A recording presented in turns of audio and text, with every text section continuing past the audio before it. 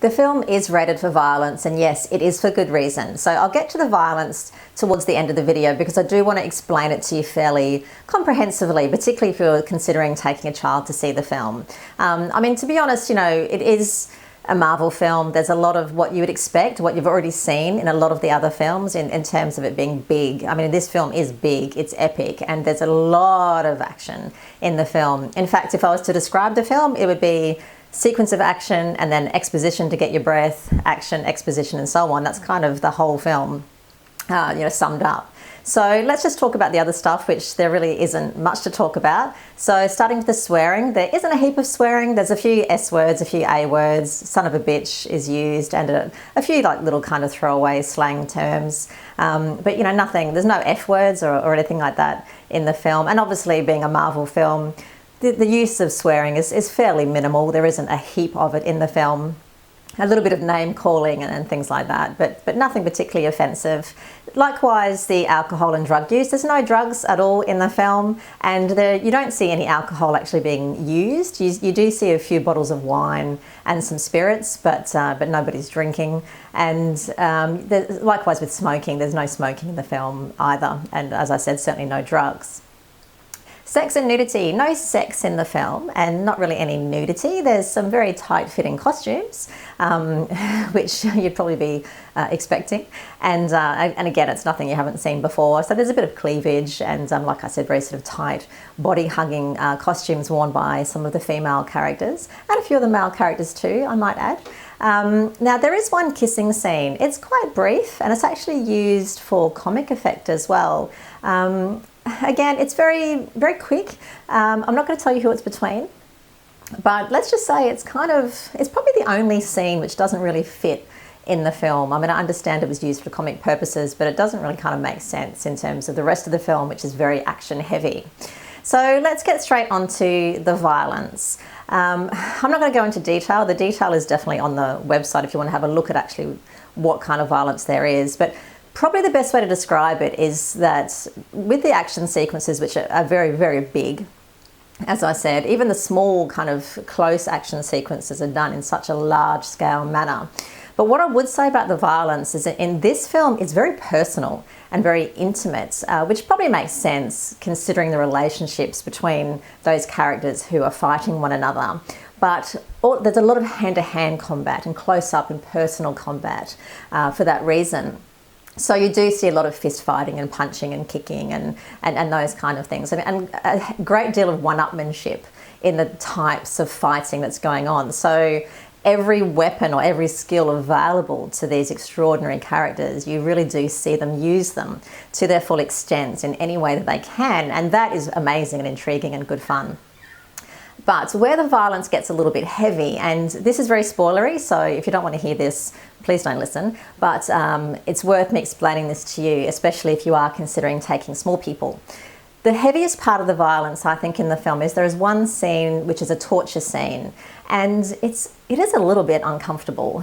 What happens to this particular character is they're hung upside down in what looks like a kind of an old laundry tub, the old kind of metal laundry tub style basin.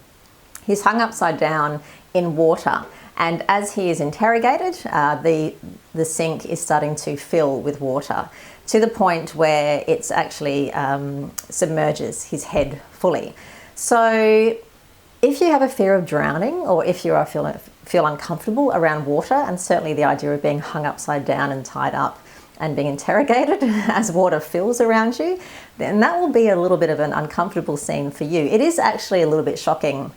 It's probably the most squeamish scene of the film. There's two other scenes as well. One of them, a man attempts to commit suicide. You see him begin to put a gun up towards his throat before it's knocked away. So there's a thwarted suicide attempt. But probably the other quite heavy scene of violence and blood and gore is a character watches two people who are very close to them being killed.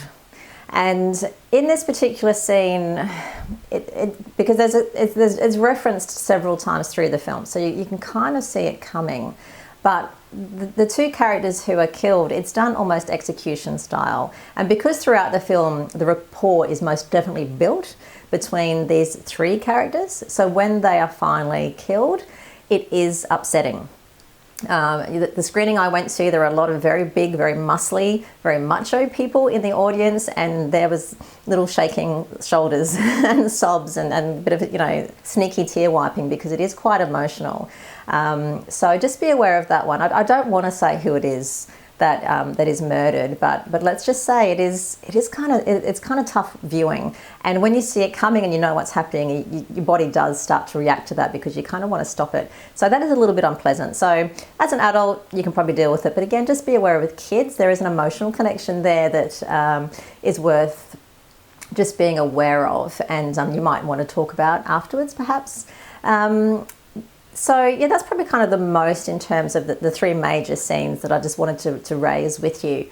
Blood and gore, there is actually a little bit, particularly with the hand-to-hand combat and the close-up fighting.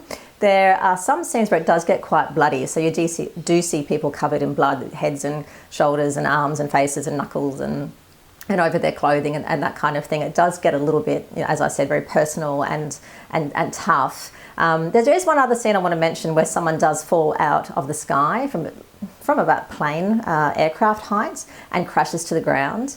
And again, that plays on fears, the idea of being involved, I guess, in any kind of air-related incidents, or a parachute not opening, that kind of stuff. So when this character is falling and plummeting toward the ground, and there's a good chance that they're not going to be saved. Again, that's something that can be quite difficult and might linger with you after the film. So that's probably the best I can wrap up and surmise the violence briefly for you. As I said, there's a full breakdown of the actual violence on my website, so check that out if you like. Let's just say that some of it, particularly when it comes to like the roundhouse kicks and the fightings and the escaping scenes, where as one of the characters says, it always ends in a fight, and it certainly does. There's one scene in a stairwell which is almost reminiscent of The Raid, if you've seen that. So very kind of karate style, martial arts style combat in close quarters in very sort of close proximity to one another. It's almost claustrophobic, and so you actually, in a lot of other films where they're trying to break out, you can see that they've got a million options of where they can escape from. Exit paths, but this particular scene, there's a very limited way out, so you get that sense of claustrophobia and the desperation of fighting. So I hope that kind of gives you a good idea of what kind of violence is in the film, and just take that with you if you do go and see it, particularly with young ones. I personally didn't take my children to see this one, and I'm actually glad I didn't. The three scenes of violence that I described to you, the one in particular I know would have upset one of my children, so I'm glad I didn't take them, but again, I'm sure they'll see it at some point down the track. And the other thing I should mention is that it is very long, so it's a very long film. It's almost 2.5 hours. So again, just keep in mind, if you think you might have trouble going the distance, then perhaps going to the cinema when there's lots of toilet breaks and things like that, it might not be the best situation, because you'll miss out if you have to keep taking your child away for breaks. So have a look at the website if you want a more detailed description of the kind of violence in the film, but otherwise enjoy the movie. It's probably the biggest, most epic Marvel film yet, and it is absolutely worth watching for the relationship between Iron Man and Captain America, as well as the introduction of Spider-Man, played by Tom Holland, who I cannot imagine anyone else playing Spider-Man. Enjoy the film.